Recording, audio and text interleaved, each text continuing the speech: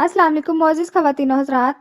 आज का हमारा 10वां मौजू है बुर्ज जद्दी हफ्ता 24 फरवरी ता यकम मार्च 2020। मौजूदा हफ्ते का अमूमी जायज़ा।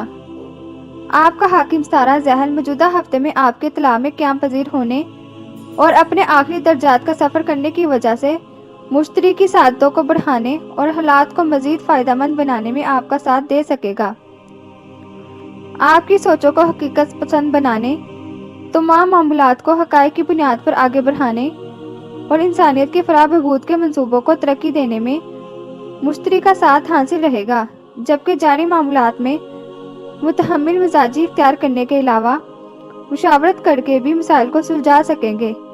मजहबी और रूहानी मामलात में आपकी दिलचस्पी बढ़ने से आपकी इज्जत और तौकीर भी बढ़ सकेगी।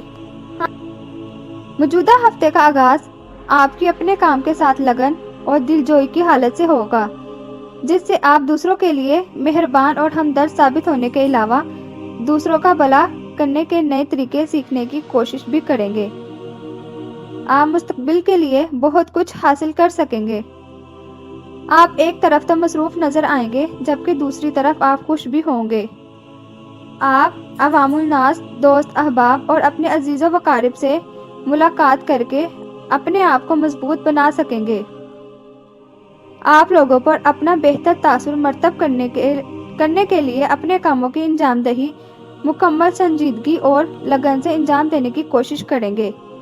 आपकी मसरूफियात घर और घर से बाहर जारी रहेंगी। आपके घर में अमन व सुकून और हालात में इस्तेहकाम आ सकेगा। अपने बच्चों से मुतल्लिका परेशानियां अपने अंजाम को पहुंच जाएंगी। हफ्ते के इख्तितामी दिन मुमकिना तौर पर आपको कोई हादसा पेश आ सकता है। मजमूई तौर पर आपकी सेहत कमज़ोर रहेगी।